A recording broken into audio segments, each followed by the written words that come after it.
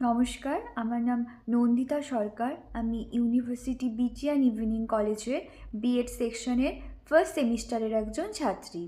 আমি প্রথমেই ধন্যবাদ জানাই আমাদের অধ্যাপক ডক্টর অনিরুদ্ধ বর্মন মহাশয়কে, যিনি আমাকে এই সুন্দর উপস্থাপনার সুযোগ করে দিয়েছেন। আমি আজকে যে বিষয়টি নিয়ে আলোচনা করতে যাচ্ছি সেটি হলো ডায়ালেক্টস, যার আবিধানিক অর্থ উপভাষা। উপভাষা সম্পর্কে বিস্তারিত আলোচনার পূর্বে ভাষা কি তা একটু জেনে নেওয়া প্রয়োজন। ভাষা হলো কতগুলি অর্থবহ ধ্বনি সমষ্টির বিধিবদ্ধ রূপ, যার সাহায্যে একটি বিশেষ জনসমাজের লোকেরা নিজেদের মধ্যে ভাবের আদান প্রদান করেন। অর্থাৎ ভাষা হলো ভাব বিনিময়ের প্রধান মাধ্যম। আর যে জনসমষ্টি একই ধরনের ধ্বনি সমষ্টির বিধিবদ্ধ রূপের দ্বারা নিজেদের মধ্যে ভাব বিনিময় করে, ভাষাবিজ্ঞানীরা তাকে একটি ভাষার সম্প্রদায় বলেন। যেমন ধরা যাক, আমি ভাত খাই। এই লাইনটির মধ্যে দিয়ে যে ভাব বোঝানো হয় তা শুধুমাত্র বাংলা ভাষা সম্প্রদায়ের লোকেরাই বুঝতে পারবে। আর এই একই ভাব বোঝানোর জন্য অন্য কোনো ভাষা সম্প্রদায়ের লোকেরা একটা আলাদা ভাষার ব্যবহার করবে।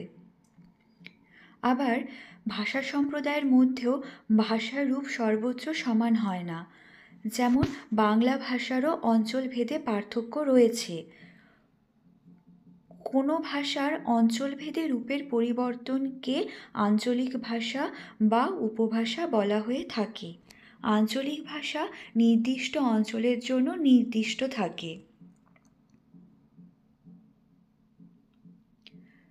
প্রাচীন ভারতীয় আর্য ভাষাতেও আঞ্চলিক পার্থক্য গড়ে উঠেছিল।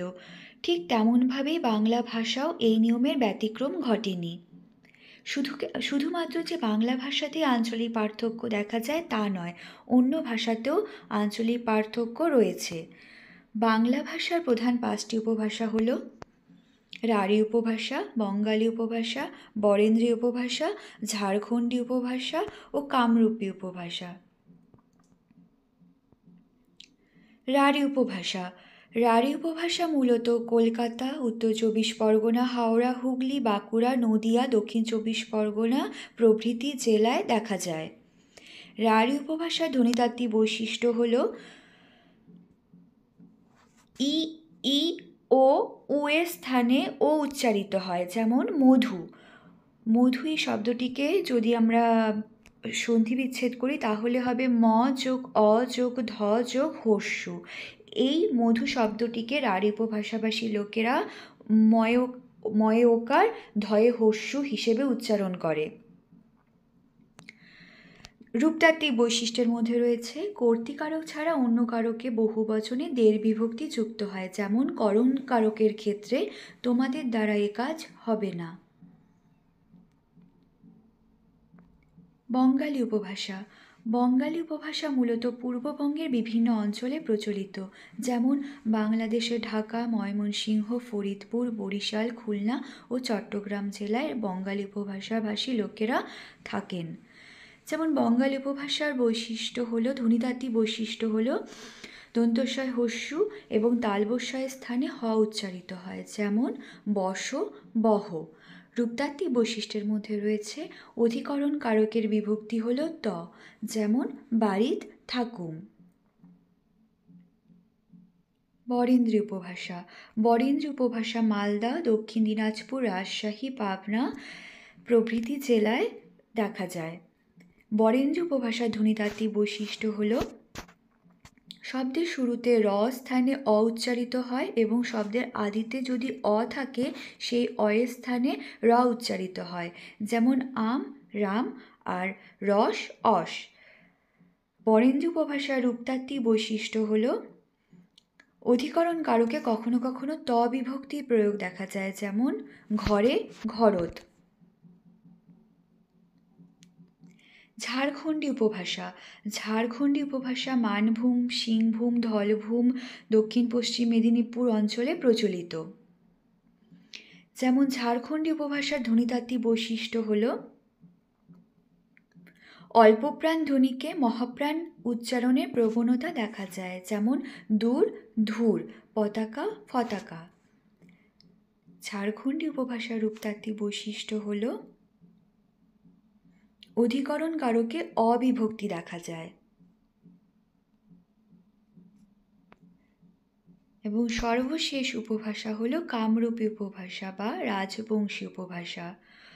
কামরূপী উপভাষা মূলত উত্তরবঙ্গের ভাষা। উত্তরবঙ্গের জলপাইগুড়ি, রংপুর, কোচবিহার, উত্তর দিনাজপুর জেলায় কামরূপী উপভাষা প্রচলিত।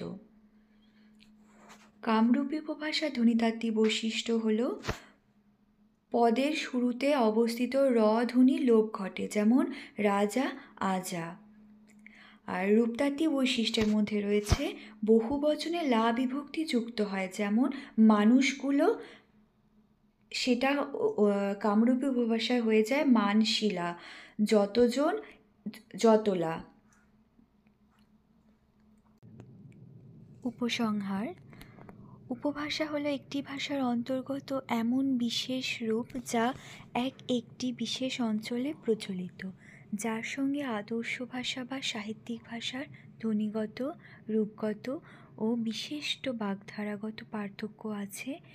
এই পার্থক্য এমন সুস্পষ্ট যে ওইসব বিশেষ বিশেষ অঞ্চলের রূপগুলিকে স্বতন্ত্র বলে ধরা যাবে, অর্থাৎ পার্থক্যটা যেন এত বেশি না হয় যাতে আঞ্চলিক রূপগুলি একটি সম্পূর্ণ পৃথক ভাষা হয়ে ওঠে।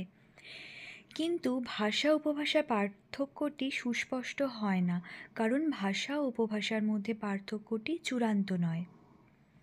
শিক্ষায় উপভাষা ব্যবহারের সমস্যা ও সমাধান: বিভিন্ন সময়ে দেখা যায় স্কুলে ভিন্ন উপভাষা ব্যবহার করার ফলে ছাত্রছাত্রীদের শিক্ষক এবং বন্ধুদের দ্বারা অনুৎসাহিত হতে এবং শারীরিক শাস্তির শিকার হতে। শিক্ষা গ্রহণের ক্ষেত্রেও সমানভাবে উপভাষা ভাষী ছাত্রছাত্রীদের নানা ধরনের বাধার সম্মুখীন হতে হয় এবং তার ফলাফল প্রতিফলিত হয় তাদের মূল্যায়নের ক্ষেত্রে। সুতরাং উপরিউক্ত সমস্যার সমাধানের উদ্দেশ্যে আমরা কিছু পদক্ষেপ গ্রহণ করতে পারি, যেমন বিদ্যালয়ে ভিন্ন উপভাষা ব্যবহারকারী ছাত্রছাত্রীরা যাতে বাকিদের উপহাসের শিকার না হয় তার দিকে লক্ষ্য রাখতে হবে এবং প্রত্যেকটি উপভাষা সম্পর্কে সঠিক জ্ঞান ও সম্মান প্রদান করা এবং উৎসাহিত করা অবশ্যই প্রয়োজন।